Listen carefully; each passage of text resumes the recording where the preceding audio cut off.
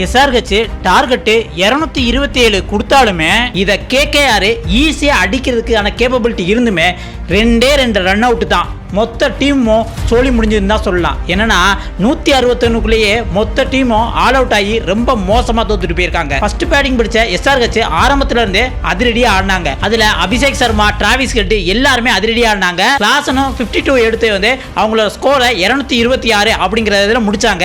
அதுக்கப்புறம் டார்கெட் 227 அப்படின்னு கேகேஆர் ஆட ஆரம்பிச்ச உடனே ஃபர்ஸ்ட் ஓவர் பின்னாலன் வந்து கேகேஆர் தான் இந்த மேட்ச் வின் பண்ண போகுது அப்படிங்கிற மாதிரி ஒரு அதிரடியான ஆட்டம். கிட்டத்தட்ட 7 பால் 28 ரன், அதுலயும் 6 பால்ஸ் தொடர்ந்து பவுண்டரி அப்படின்ட்டு அதிரடியா ஆடிக்கிட்டு இருக்கேல வேலை வந்து அவுட் ஆயிட்டு போயிட்டாப்ல. சரி, அதுக்கப்புறம் உள்ள பேட்ஸ்மேன் ஆடுவாங்கன்னு பார்த்தா அவங்களுக்குள்ளேயே பல சொதப்பல்கள் பண்ணாங்க. அதுல ரகுவன்சி மட்டும் வந்து 50 போட்டாப்ல. ஆனா இருந்தாலுமே வந்து அந்த 2 ரன் அவுட்.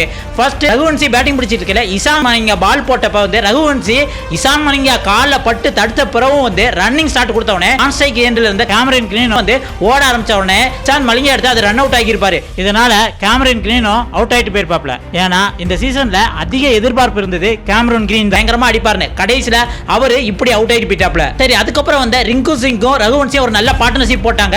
இந்த டைம் ரிங்கு சிங் வந்து ஃபீல்டர்ட்டே பால கொடுத்து ரன்னுக்கு ஸ்டார்டிங் கொடுப்பாப்ல. அதை பார்த்துட்டு ரகுவன்சி ஓட ஆரம்பிச்சிருப்பாப்ல. இந்த டைம் ரகுவன்சி அவுட் ஆயிட்டு வெளியே போயிருப்பாப்ல. இந்த 2 ரன் அவுட்னாலே கேகேஆர் மொத்த டீமும் பொட்டலம் ஆயிருச்சு. ஏன்னா அடுத்தடுத்து வந்தவங்க யாருமே அடிக்காதனால 161க்குள்ளே வந்து சுருண்டுட்டாங்க. இதனால கேகேஆர் டீம்ல இன்னும் வந்து சரியான பிளானிங் இல்லாம தான் விளையாண்டுட்டு இருக்காங்க அப்படிங்கிற மாதிரி தான் நம்மளுக்கு சொல்ல தோணுது.